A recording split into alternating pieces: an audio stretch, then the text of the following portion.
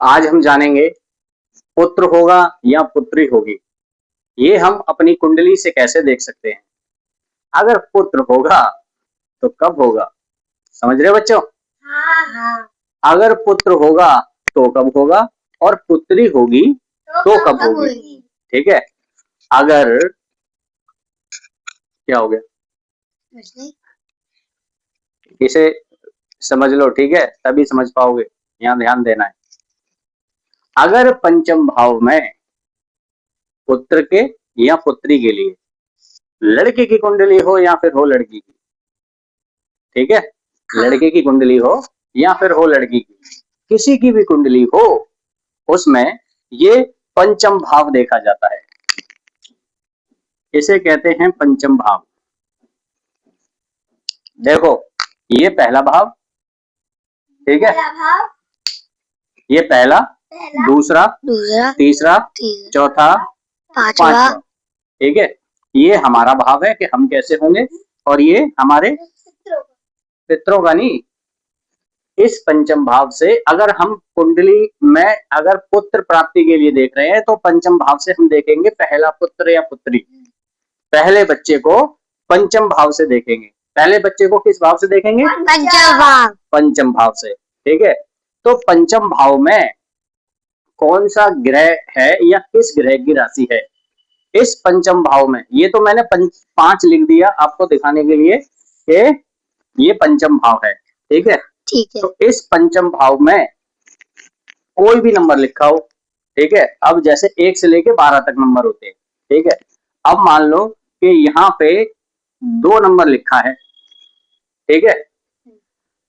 अब हमें ये देखना है कि अब कोई आपसे ये पूछे कि ये हमारी कुंडली जरा देख के बताओ कि हमारा पुत्र होगा या पुत्री होगी, ठीक है। तो दूसरी, चौथी, छठी, 8वीं, 10वीं, 12वीं अगर राशि है, ठीक है। अगर ऑड राशियां हैं 2, 4, 6, 8, 10, 12, ये जो राशि कारक होती है ये पुत्री की कारक होती है, ठीक है। क्या पुत्री होगी, क्या होगी? पुत्री। अगर ऑड राशियां हैं तो क्या होगी? पुत्र। हाँ, पुत्री। पुत्री। अगर इवन राशियां हैं 1, 3, 7, 5, 9, 11 तो लड़का होगा। अब यहाँ पे यहाँ पे 2 नंबर राशि है तो क्या होगी? पुत्री। पुत्री, ठीक है। अगर यहाँ पे वैसे 2 नंबर राशि लिखी है और राशि लिखी है और पुत्री की जगह हो जाए पुत्र, तो कैसे देखेंगे कि भाई पुत्र होगा या पुत्री होगी? यहाँ से तो हमने देखा कि 2 नंबर है तो भाई पुत्री हो सकती है, ठीक है। अब हम ये देखेंगे कि यहाँ पे इस ग्रह पे गुरु की दृष्टि, ये होते हैं गुरु। गुरु को समझते हो? जैसे हमारे टीचर। हाँ, जैसे तुम्हारे टीचर वैसे ही होते हैं गुरु, ठीक है। तो जो गुरु होते हैं अगर इनकी दृष्टि तुम्हारे ऊपर रहेगी स्कूल के अंदर तो तुम कैसा काम करोगे? अच्छा, और पेपर में अच्छे नंबर लाओगे। हाँ, ठीक है। अगर गुरु की दृष्टि तुम्हारे ऊपर ना हो और क्लास में कोई गुरु ना हो तो क्या करोगे? मस्ती, कोई वो ही नहीं होगा। वैसे ही जब पंचम भाव पे गुरु होगा, ठीक है, जब पंचम भाव पे गुरु की दृष्टि हो तो इंसान अच्छे कर्म करने लग जाता है। तो जो इसमें ग्रह बैठा होगा, मान लो कि यहाँ पे मंगल बैठा है, मंगल उग्र है, अग्नि है, ठीक है। अगर मंगल बैठा होता है तो बच्चा होने में दिक्कतें आ जाती हैं, बच्चा होने में दिक्कत आ जाती है अगर मंगल बैठे होंगे तो। अगर मंगल नीच राशि में हो, नीच राशि में मतलब कैसे? नीच राशि में ऐसे कि ब्राह्मण का काम क्या है? पूजा पाठ कर्म कांड कराना। अब वो नाली साफ करने लग जाए तो नीच काम हो गया उसके लिए? नहीं हो गया। वैसे ही अगर ये नीच राशियों में हो तो पंचम भाव का स्वामी अगर नीच राशि में या शत्रु राशिया में हो तो ये भाव कमजोर हो जाता है। अब जब ये भाव कमजोर हो जाएगा तो क्या होगा? ये जो उत्पत्ति करने वाला है संतान की, उसमें देरी होगी या फिर बच्चे खराब भी हो जाते हैं किसी किसी के, अगर मंगल होते हैं तो। ठीक है, अब देखो ये पंचम भाव है, यहाँ पे गुरु की 3 दृष्टियां हैं। गुरु 3 प्रकार से देखते हैं, एक 5वीं दृष्टि, दूसरी 7वीं दृष्टि, तीसरी 9वीं। ठीक है, तो अब गुरु यहाँ बैठे हैं तो इस स्थान को देख रहे हैं, तो यहाँ से गिनेंगे, यहीं से जहाँ बैठे हैं 1 2 3 4 5 6 7। अब 7वीं दृष्टि गुरु की है पंचम भाव पे। ठीक है, तो 2 नंबर की राशि है, लड़की होने वाली थी, मंगल कारक पुत्र के हैं, अग्नि के हैं। अब ये गुरु की भी दृष्टि मिल गई, जहां गुरु अगर देख रहा है तो पुत्र हो जाता है। ठीक है, तो जब गुरु की दशा आएगी तो पुत्र हो जाएगा। अगर 2 नंबर की राशि की, जो 2 नंबर की राशि के स्वामी हैं, ये 2 नंबर के स्वामी जो हैं वो शुक्र हैं, अगर शुक्र बलि हो गए या अपनी राशि में हुए, ठीक है, अब शुक्र कहाँ बैठे हो, ठीक है, जैसे 2 3 4 5 6 7, अब ये 7वीं राशि है। ठीक है, अब शुक्र यहाँ आके बैठ गए। ठीक है, तो शुक्र अपनी दूसरी राशि में, खुद की राशि में बैठे हैं। ठीक है, तो क्या हुआ, शुक्र मजबूत हो गए। अगर शुक्र की दशा आ गई, अंतरदशा 1 साल के लिए आती है। ठीक है, थोड़े से दिन आगे पीछे हो जाते हैं, अंतरदशा 1 वर्ष के लिए ही आती है। ठीक है, और जो प्रत्यंतर दशा होती है उससे कम दिन चलने वाली जो दशा है वो 4 या 5 महीने के लिए आती है। तो अंतरदशा कितने महीने के लिए आती है, 1 साल के लिए। 1 साल के लिए। हाँ, तो जो ज्ञान है तुम्हारे पास, अगर कोई किसी भी तरीके से पूछे, भटकना नहीं है। हमें पता नहीं है। हाँ कुछ बोला ना। हाँ, तो पता होना चाहिए हर एक चीज है। ठीक है, हम आता है, हमें जब पूछता है हमें आता ही नहीं है। हाँ, तो भूल जाते हैं, तो याद रखना है। ठीक है, तो जो भी चीजें पढ़ो उसे 2-4 बार पढ़ो। अब देखो पढ़ते पढ़ते दिमाग खराब हो जाए, यार आज समझ नहीं आ रहा, छोड़ दो उसे, सो जाओ, सुबह उठेंगे देखेंगे, सुबह उठो फिर पढ़ो, देखो याद हो जाएगा। हाँ, अगर तुम्हारा पेपर हो, अगर तुम्हें रात को माइक उसे दो, जब तो पता चलेगा, आवाज आएगी। अगर तुम रात में, अगर तुम्हें नींद आ जाए तो तुम समझ नहीं पा रहे, तो सुबह 5 बजे उठ के 2-3 बार रिवाइज कर लो तो याद हो जाता है। हाँ, ठीक है, तो जो ये जो कुंडली हम किसी की देख रहे हैं, ये बहुत महत्वपूर्ण विषय है। अगर तुम्हें मालूम है, जो वो प्रश्न कर रहा है उसका उत्तर पता है, उसको तभी दो।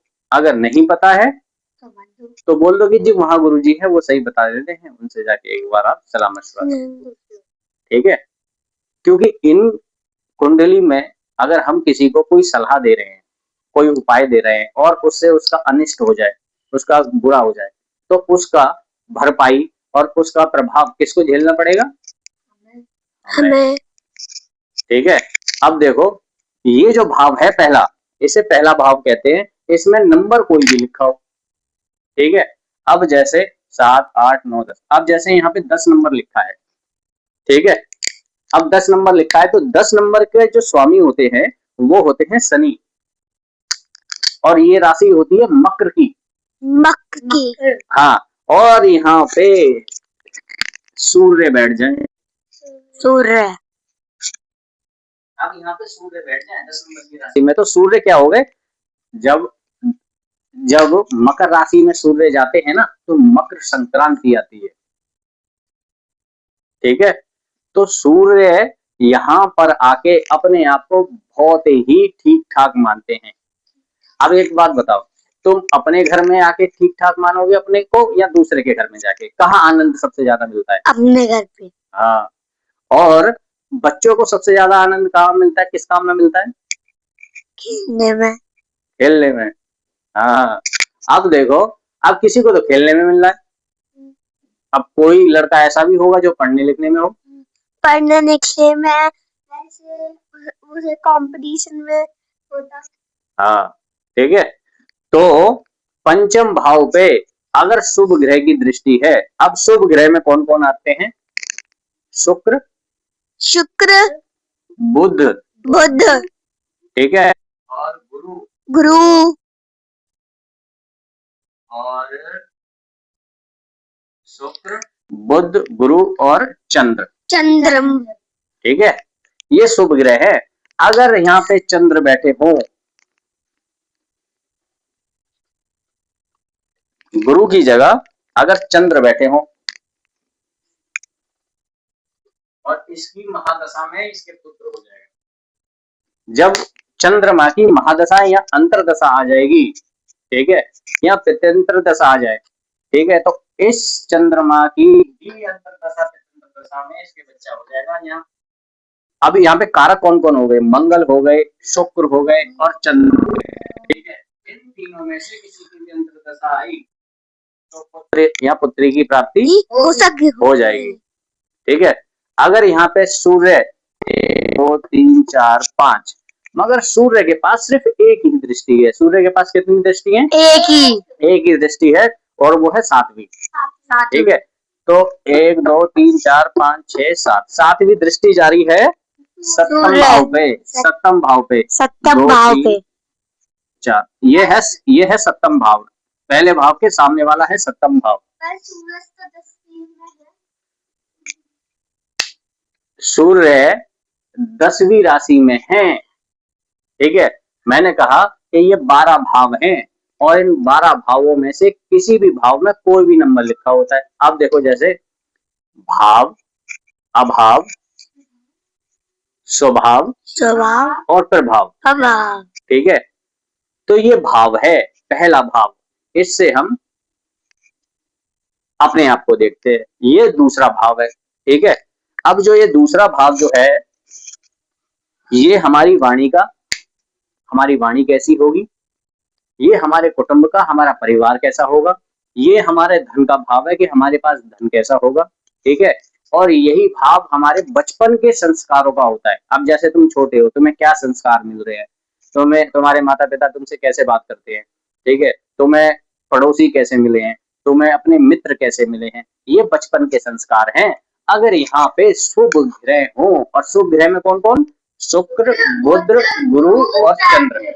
अगर ये चारों ग्रह इसको देख ले और यहाँ इसमें बैठे हो, तो ये ग्रह, तो ये भाव बली हो जाता है। अब देखो, अब ये जो भाव है दूसरा, ठीक है, अब यहाँ पे पहले तो ये भाव है, अब यहाँ पे अभाव डालते हैं, ठीक है।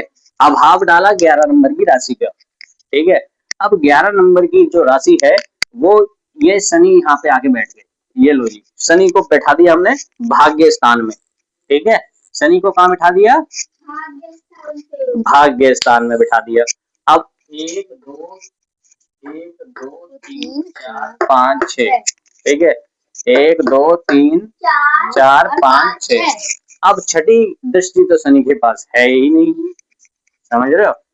तो 6 7 8 9 10, मगर 9वीं दृष्टि शनि के पास भी नहीं है ना। शनि के पास सप्तम दृष्टि है, 10वीं दृष्टि है और तीसरी दृष्टि है। शनि के पास 3 दृष्टि हैं, ठीक है। तो 1 2 3 4 5 6 7 8 9 10, 10वीं दृष्टि यहाँ पे है छठे भाव पर, ठीक है।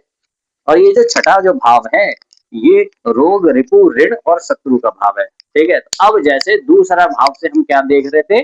कुटुंब, धन, हमारे बचपन के संस्कार, हमारी बचपन की शिक्षा, ठीक है, और हमारे मित्र नहीं, ठीक है, मित्र नहीं। मित्र देखते हैं 11th हाउस से, ठीक है। अगर चंद्रमा, अब देखो, चंद्रमा यहाँ पे बैठे 11th हाउस में, ये 11th हाउस होता है कोई भी इच्छा करी और उसकी पूर्ति होगी या नहीं होगी। शुभ ग्रह है तो इच्छा पूर्ति होगी, और अशुभ ग्रह हैं, हानिकारक मेलेफिक प्लैनेट है, यहाँ पे हानिकारक ग्रहों में शनि हो, केतु हो, राहु हो या मंगल हो। अगर यहाँ पे है इच्छा पूर्ति में विलंब है, कोई भी इच्छा करोगे उसमें अड़चने आ जाएंगी। अब यहाँ पे चंद्र हैं, और चंद्र शुक्र की, यहाँ पे चंद्र मंगल की राशि में बैठे हैं, ठीक है। यहाँ पे ये इच्छा पूर्ति का मित्र का, अब इसका मन कहाँ पे लगेगा, जहां चंद्रमा होंगे मन वहीं पे है। चंद्रमा मन के कारक हैं, हृदय के कारक हैं। अब मित्रों में जब तुम जाओगे तो तुम्हारा मन लगेगा। अगर चंद्रमा मित्र की राशियों में है, मतलब ये भाव जो है ये मित्र भाव है, ठीक है। यहाँ से मित्रों को देखते हैं, ठीक है। तो जब चंद्रमा ही मित्रों के साथ में है, तो जब तुम जाओगे तुम्हारा मन मित्रों में अवश्य लगेगा, तुम्हें शांति मिलेगी, ठीक है। अगर चंद्रमा 11वें भाव में है तो। अब दूसरे भाव से कुटुंब, धन, बचपन के संस्कार और शिक्षा, बचपन की शिक्षा, ठीक है।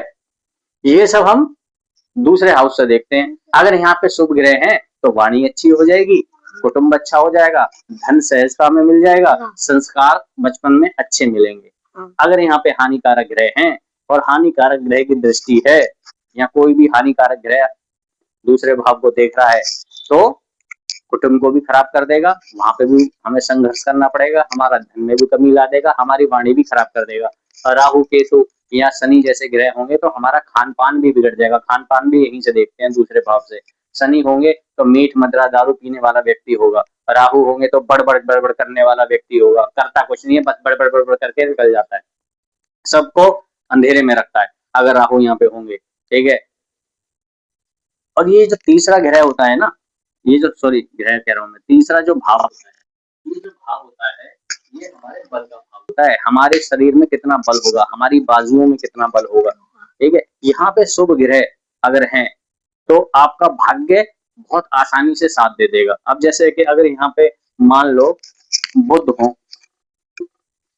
तो अब तुम्हें क्या करना है, अब यहाँ पे अगर बुध है, ठीक है, तो बुध एक राजकुमार है, जैसे सूर्य राजा, चंद्रमा रानी और बुध राजकुमार, मंगल सेनापति, ठीक है। तो ऐसे इन ग्रहों को भी देखते हैं। अगर पंचम भाव में शुभ ग्रह की दृष्टि है तो बच्चे आसानी से हो जाते हैं। अगर हानिकारक ग्रह हैं, हानिकारक ग्रह में मंगल, शनि, राहु और केतु, अगर केतु है तो बच्चा खराब हो जाएगा। मंगल है, मंगल की दृष्टि पड़ रही है तो भी बच्चा खराब हो जाता है, ठीक है। कभी कभी एक दो बच्चे भी खराब हो जाते हैं। अगर शुभ ग्रह की दृष्टि है तो बच्चे आराम से हो जाएंगे, कोई दिक्कत नहीं आएगी, ठीक है।